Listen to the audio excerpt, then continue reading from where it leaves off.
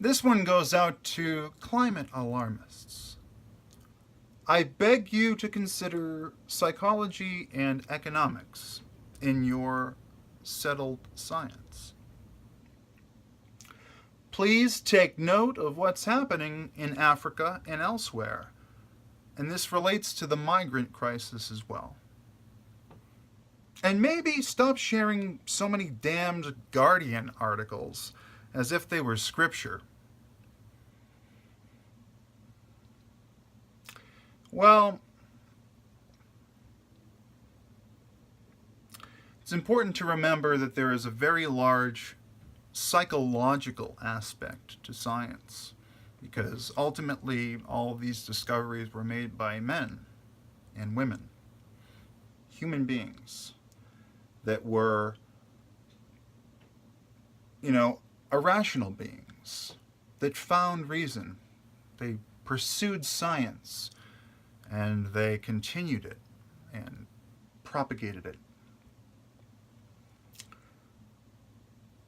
So you have to remember that, the human psyche and human nature play into a lot of scientific discovery, and I beg you to consider economics in your settled science as well, because the climate science in the modern religion that is global warming, climate change, climate science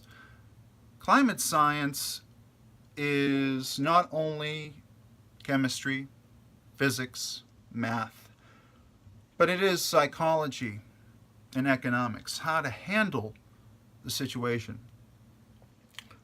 I've heard Scott Adams talk a lot about this subject.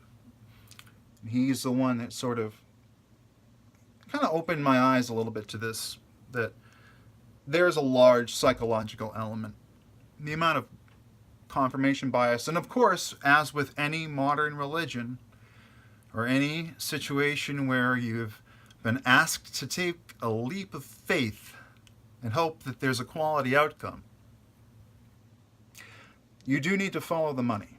Anytime there's power and money involved, follow the money, hold the power accountable.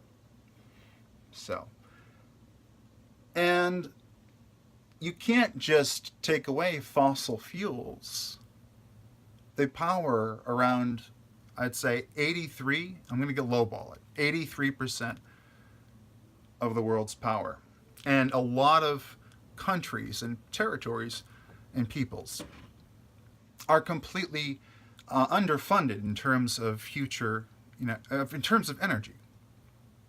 They don't have the resources to build the societies that could match a first world country. Thus, they remain third world.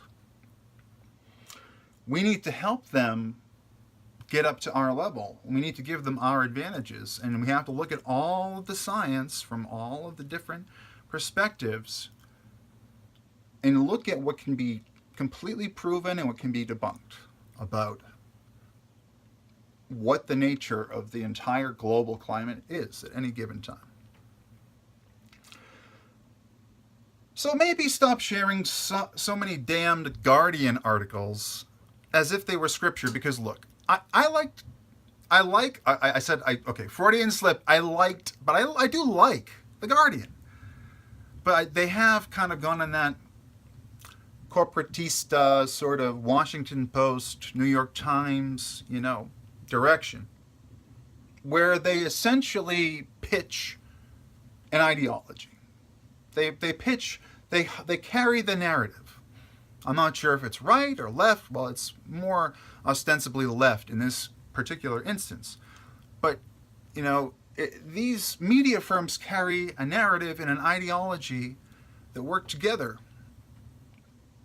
And they craft a story that you follow with heroes and villains. So it's very complicated, but Guardian is very biased. That's what I'm trying to driving at here.